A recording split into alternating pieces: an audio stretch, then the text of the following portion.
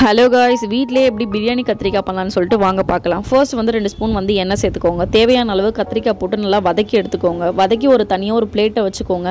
Next வந்துட்டு கடுகு, வெந்தயம், சீரகம், மிளகு, கருவேப்பிலை, வெங்காயம் எல்லாத்தையுமே பச்சை வாசனை போகிற அளவுக்கு வதக்கி விட்டுக்கோங்க. வதக்கும் போதே உங்களுக்கு நல்ல ஸ்மெல் வருங்க.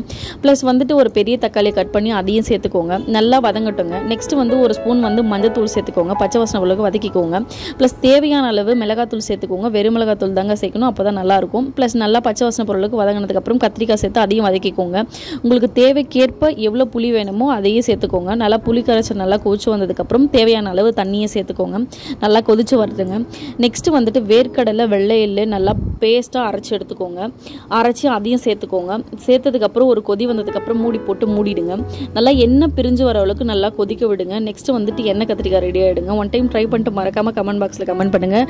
தேங்க்யூ ஃபார் வாட்சிங். டாடா.